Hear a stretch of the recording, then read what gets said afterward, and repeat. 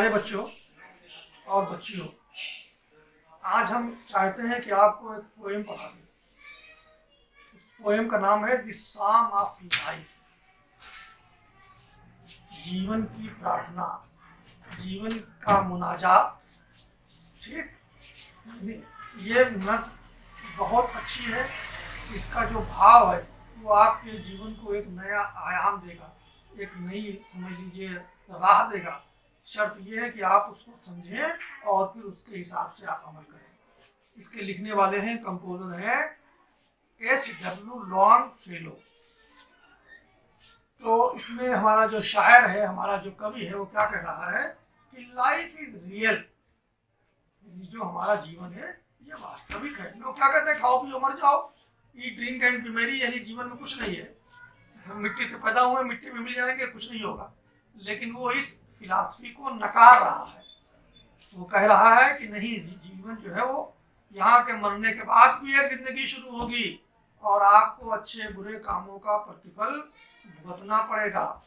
इसलिए वो क्या कह रहा है, लाइफ इज रियल, हमारा जीवन जो है वो सत्य है, अर्नेस्ट, और वो पूरी तरह से सच्चाई पर, वास्तविकता पर आधारित है। And the grave is not its goal, goal माने लक्ष्य, मकसद, ग्रेव माने कब्र, और जीवन का मकसद यही नहीं है कि हम मर के कब्र में चले जाएं।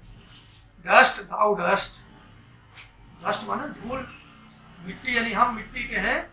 टू डस्ट रिटर्नेस्ट, और हमें मिट्टी में मिलना है। जैसे लोग कहते हैं ना, ये शरीर मिट्टी का है, मिट्टी में मिल जाएगा, तो वो तो ठीक है, मिट्टी में मिल जाएगा, लेकिन मिट्टी में मिलने के बाद भी इसे पुनर्जीवित होके ईश्वर के सम्मुख अपने अच्छे और बुरे कामों का हिसाब देना होगा। वो ये कह रहे हैं, dust thou art, to dust returnest is not spoken of the soul.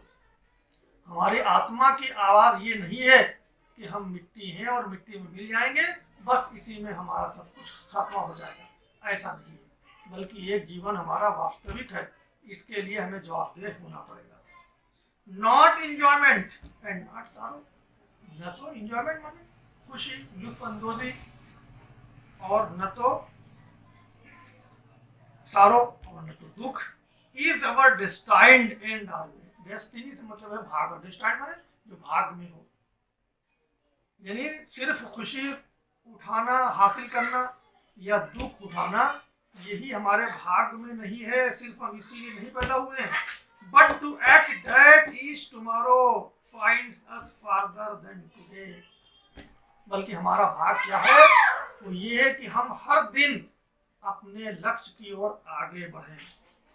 Finds पाएं, अस अपने को, फार्दर माने और आगे, देन टुडे जहां आज खड़े हैं, यानी जितनी तरक्की हमने आज की है, हम कल उससे ज्यादा तरक्की करें, ये हमारे जीवन का लक्ष्य है। In the words broad field of battle, ये संसार जो एक कर्म स्थल है, युद्ध स्थल है, फील्ड ऑफ बैटल युद्ध स्थल है, यानी कर्म भूमि है। इन द विवर्क ऑफ लाइफ, और हमारा जीवन जो हम संसार में लेके आए हैं वो एक विवर्क, जो कहते हैं अस्थायी पड़ाव, सफर। और जो हमारा जीवन यहाँ पे एक सफर की तरह है, अस्थायी, छोटे से अस्थायी पड़ाव की तरह है। वो क्या है, बी नॉट लाइक डम, कि हमें गूंगे बहरे जानवरों की तरह नहीं होना चाहिए और ये समझें कि साहब हम बिल्कुल मजबूर हैं, हम कार्यशील नहीं हो सकते हैं।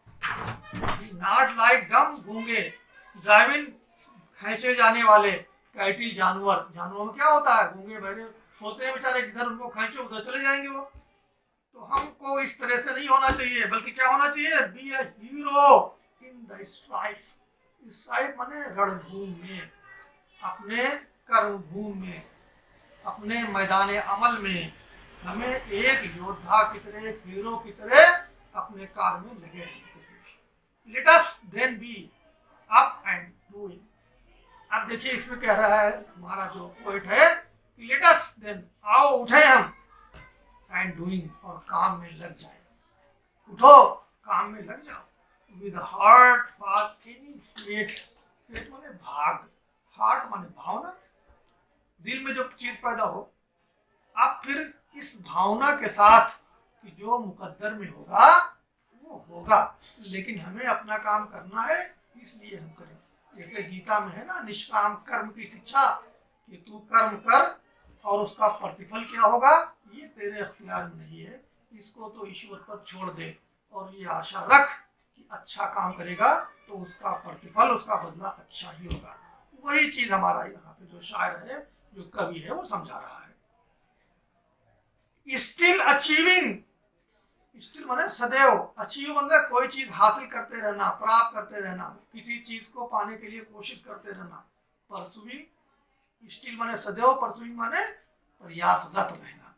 तुम सदैव प्रयासरत रहो, जिस चीज को तुम हासिल करना चाहते हो उसको हासिल करते रहो। लर्न टू लेबर, मेहनत करना सीखो। एंड टू वेट, और फिर उसके प्रतिफल की प्रतीक्षा करो। वेट, प्रतीक्षा करो, जो मैंने तुमको अभी समझाया है ना, निष्काम कर्म की भावना, जो हमारे गीता की शिक्षा है कि आदमी कर्म करे और प्रतिफल की इच्छा छोड़ दे। अच्छे कार्य करेगा तो उसको सकारात्मक प्रतिफल मिलेगा, बुरे कार्य करेगा तो नकारात्मक प्रतिफल मिलेगा। ये एक नियति है, तकदीर है इंसान की।